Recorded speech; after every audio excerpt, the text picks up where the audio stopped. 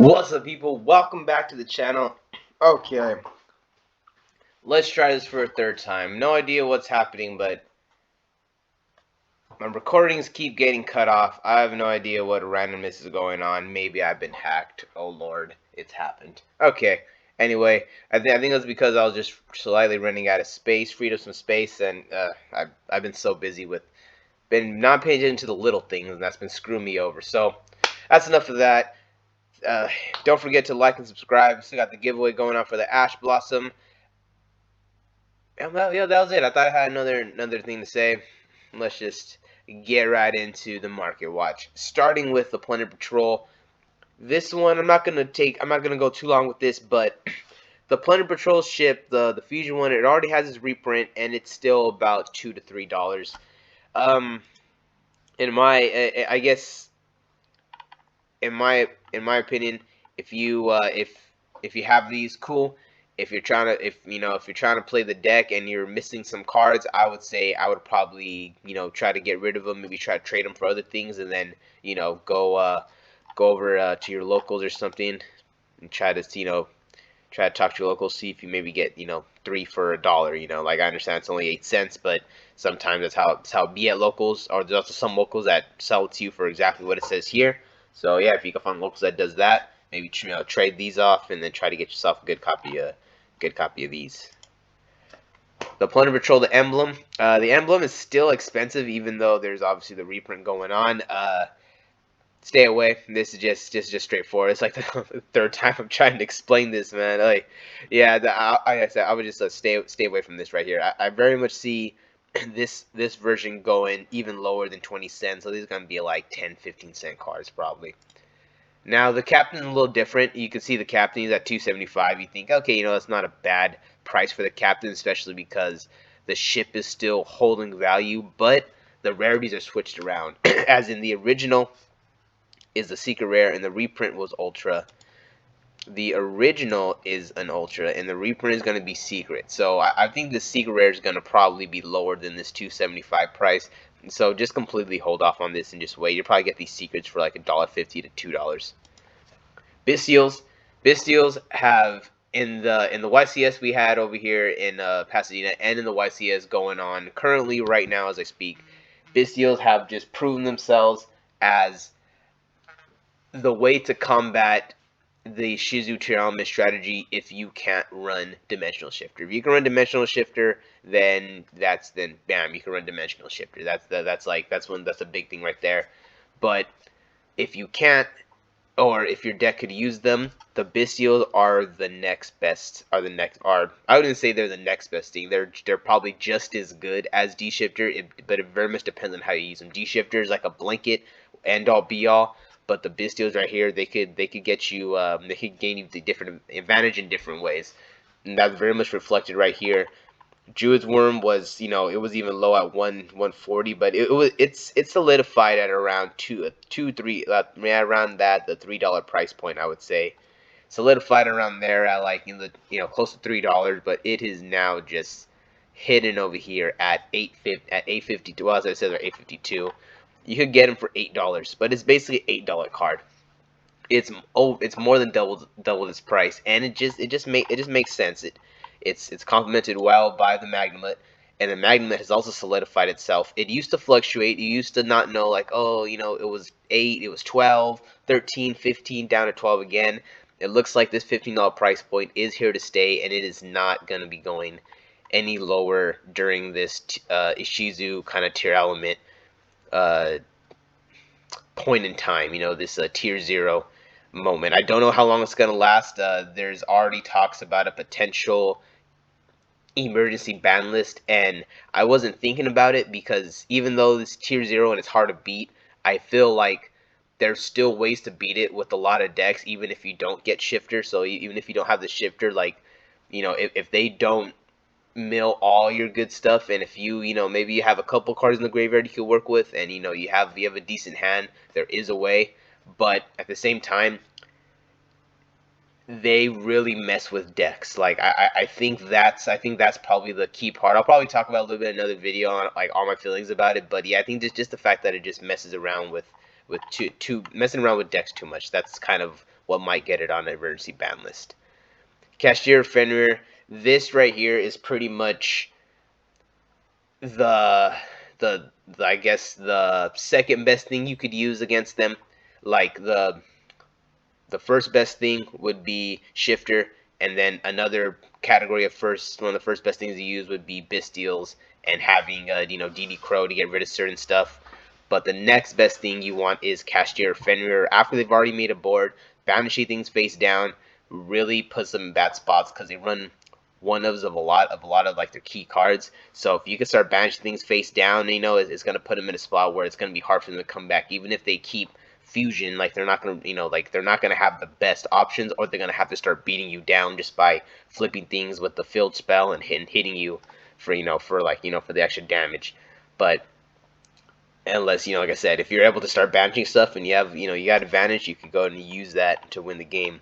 I really don't agree with this price point. I don't think it should be $60. It is not a $60 card in my opinion. It's just not. This right here is the price of a card you'd be paying for like Pot of Extravagance, Pot of Desire, Pot of this is like what I'm saying right there. This is the price.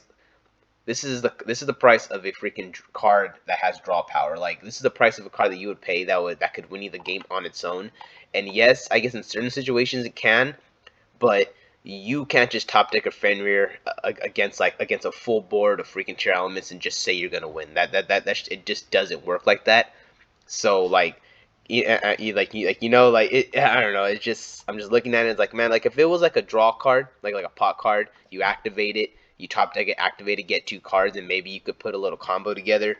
But just like by itself, it's just not gonna really do too much. I mean, it can do damage. Certain situations, of course, it can do its thing. Like maybe I'm underestimating the card because I personally don't use it, but but like I said, I mean it's not worthless. Like I'm thinking like $35-40 I guess I could see, it's because of how useful it is, especially with how it could be a potential like tier 1 contender with the new support it'll get in the next set. So like I see why I see why it could get this price point, but as far as just right now, it's only because of how useful it is against Ishizu, and that's why it's holding this freaking $60 price point. So if you need it to go against the meta, if this is what you need, if you're not running a deck that can run D Shifter and you need the Bistials and you need this, then you have no choice.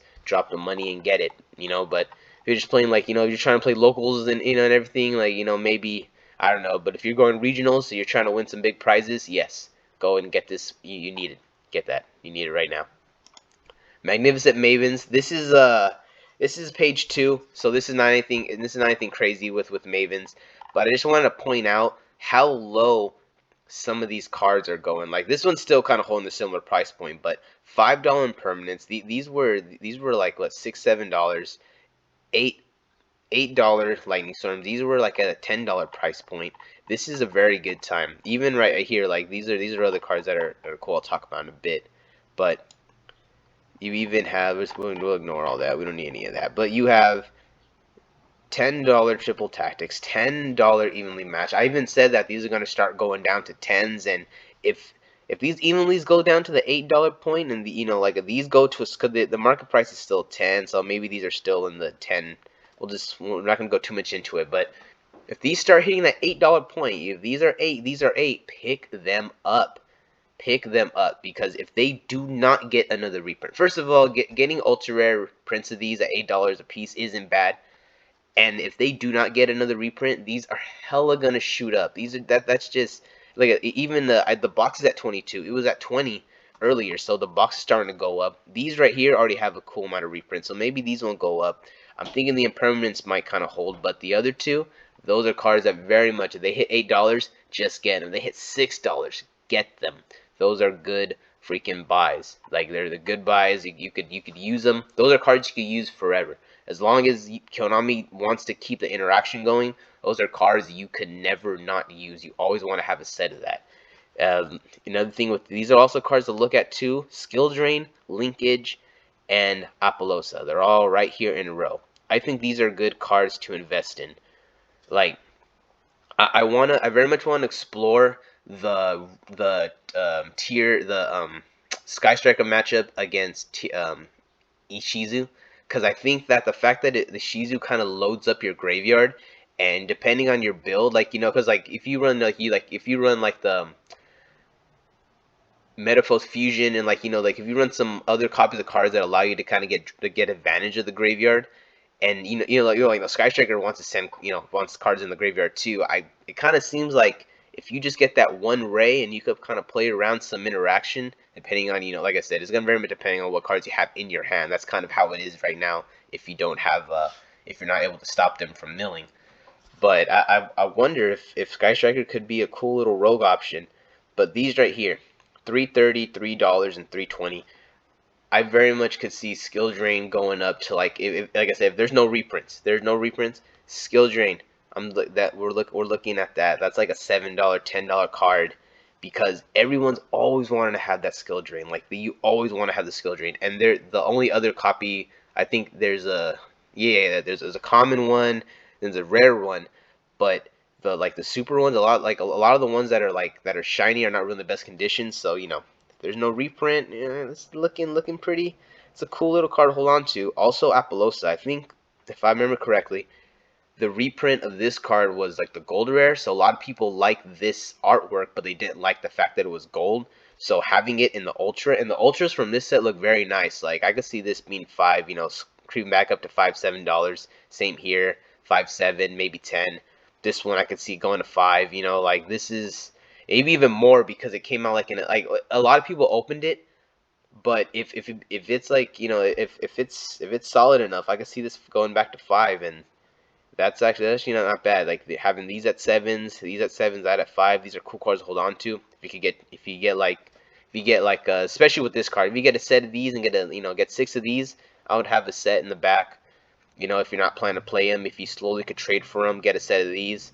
Also, you really only need one Apollosa, so if you want to, so I would get 3 of them, have 1 for yourself to use, and have 3 just hold them in the back. They go up to 7s, trade them in when they go up. That's how you trade up for good stuff. Especially if these go up and these go down, I would very much like hold on to these. When these go up, trade them for these things when they go even lower. That's even better value right there. Macrocosmo, this is just my obligatory check into Macrocosmo.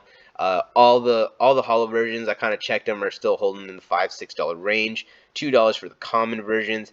Get them while they're hot. Soul Drain. Let's go to all versions, because I was looking into it. I was tripping on the price of Soul Drain. And also too, just tripping on the fact that, why was I not thinking about this? This shuts down a lot. It shuts down, like, it stops, it hinders flu, hinders branded, and then it just shuts down Tearlman Shizu. This right here is just freaking like banging right here. Look at this, 1917, 18.99, $20. We're looking like at like $20. Like, it isn't solid 20. Like, there's a couple of them that are lower, 1950, but we're looking at 20 bucks for the Lost Art. It's only $10 away from being like, because you pretty much got to pay $30 to get this as a Lost Art. It's only $10 away from that price, so that's really good. The super rare, same thing. I thought it was lower. No, 13, 14. We're looking at 14, almost $15. It's like a 14, $15 card for this one. So 20 for the Lost Art, 14, 15 for freaking this version. And then it's not gonna stop. We're not gonna stop. We're gonna go to the rare. Go to the rare. What does that say? $10. $10 rare. $15 super. $20 ultra. These cards are going up. I feel dumb, because there's times where I'm like, oh, I talked about this or I mentioned this. No, I completely forgot to mention about Soul Drain and having drain cards on you. You always want to have drain cards on you. You never know, like, whether it's the one that the mind drain, soul drain, or skill drain. You always want to have access to those cards. You never know either when you're going to change your playstyle. You never know what you need in your side deck. You never know the meta. You just never know. And this is a perfect example of why you always want to have these here. Because like, these for a while were like super cheap. They're like $2. They were $2 freaking. They were like rares. Like, they're saying like last month they were 6. No, if we were to go back, I ain't trying to go back, but like, I don't have time. This is my 3rd time doing this video, but You go back, like these were very cheap. People were not really sleeping on them. Now, boom, they're freaking this in this tier 0 format. Just makes sense. Just makes sense. Naturia sunflower. Okay, so I've usually when I get to here, I realize the video stopped recording. I think I figured out the issue. Oh god. Okay, so Naturia sunflower. I was looking through the Naturia cards, and this one right here, like man, like I got interested in the Naturia deck, and then I just fell off because I was like, I don't have time to learn combos and this and that. I'm just gonna stick with the birds. And man, like it really did not show up. I feel a little disappointed. I really hope to see it. And a lot of people said that like it puts up an interesting board, but I just it's not enough.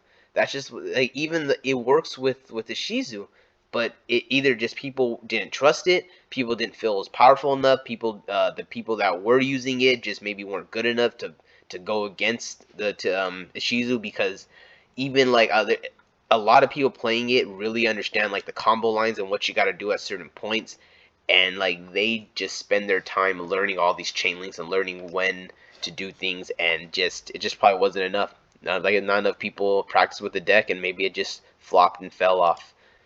Naturia Bamboo Shoot. There's another card that I'm tripping on. There's only two versions of it, I believe. There's this version.